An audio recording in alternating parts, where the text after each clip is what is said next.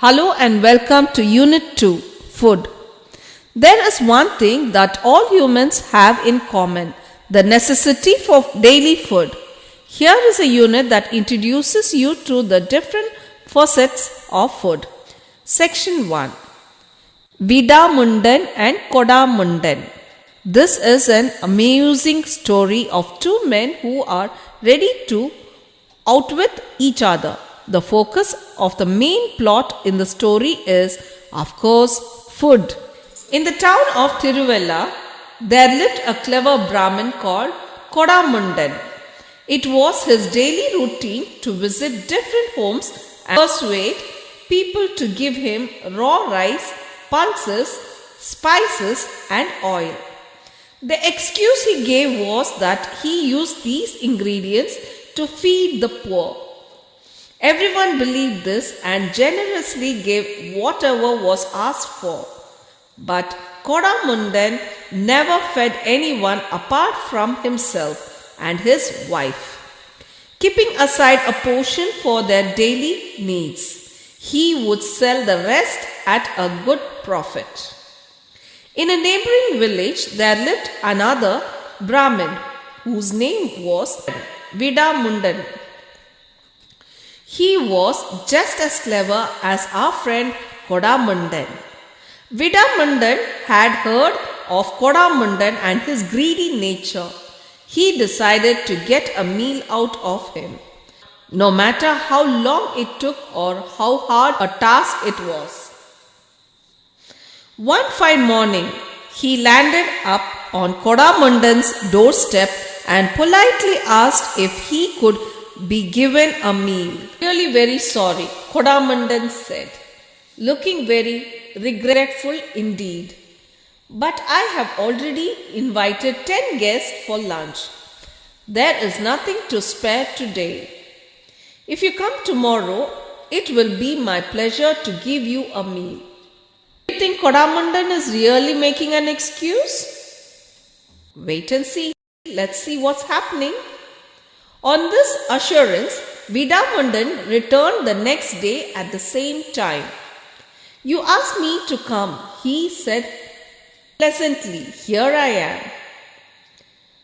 Kodamundan realized that he had to come up with a better excuse. Putting on his regretful face, he said, I am really very sorry to disappoint you again. Unfortunately, last evening my wife fell ill. She has still not recovered. As there is no one to cook, I have postponed today's Annadan, meaning mass feeding of the poor, till she feels better. It might take a few days. I will let you know when it happens. Vidamundan was no less. His face took on an expression of most sincere sympathy. I am very sorry to hear that your wife is unwell, he said. However, to give the charitable act of Annadan on such a flimsy ground is not quite appropriate. I have developed considerable culinary skills over the last 10 years. I can cook for hundreds of people. Let me offer you my full assistance in the kitchen. Your wife can rest. I will even cook a light dish of pongal for her. Kodamundan was in a fix. How could he break his age-old habit of never feeding anyone? He decided that after getting Vidamundan to do the cooking, he would find an excuse to send him away without feeding him. So he said, Thank you for your kind offer. Please come in. As was the custom those days, Vidamundan went to have a bath and change his dhoti before entering the kitchen. While he was thus occupied, Kodamundan sneaked off to tell his wife that she should pretend to be ill. She readily agreed. She was only too happy to let someone else do the cooking for Vidamundan's help, he prepared a lavish meal of 5 to 6 different dishes. As soon as the cooking was over, he said, I have only one banana leaf in the house. Will you take this copper coin and get a few more leaves from the bazaar? While Vidamundan was out on this errand, Kodamundan said to his wife, My dear, I have saved you the trouble of cooking today.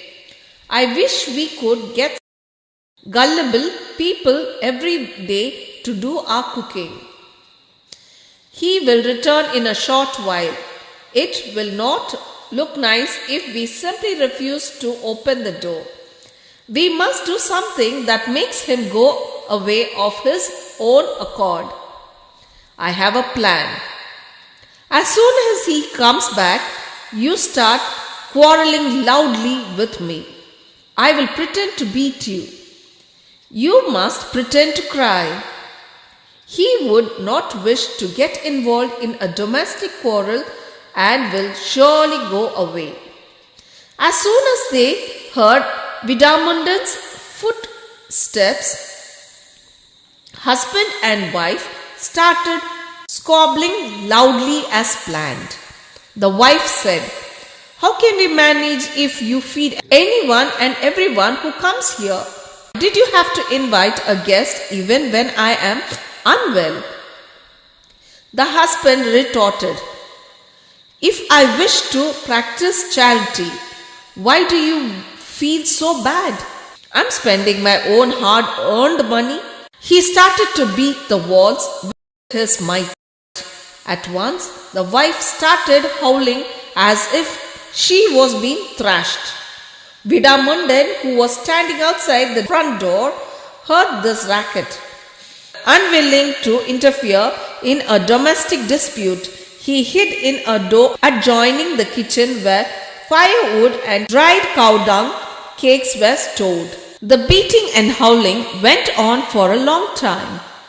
At last, Kodamundan stopped and cautiously peeped out. There was no one in sight. He bolted the door carefully and said to his wife, At last, we have succeeded in driving away that obstinate man. All this beating and shouting has made me hungry. I am sure you must be as famished as I am. Come, dear, let us eat. The wife spread mats on the floor, placed the banana leaves and glasses and arranged the dishes. She served her husband and herself. They sat down to eat.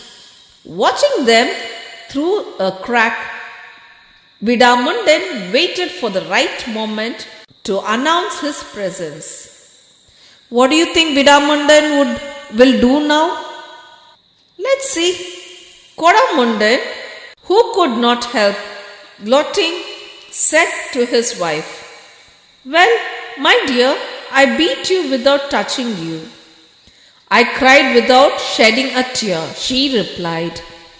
From the storeroom chimed in a third voice, I have come back to eat my meal without going away. With this, Vidamundan joined them for a hearty meal.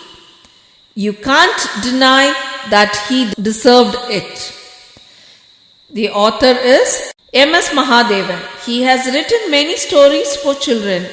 His simple style of writing and message woven in the stories are appreciated by readers. Practice this reading, it will surely help you. Thank you. Bye-bye. God bless you.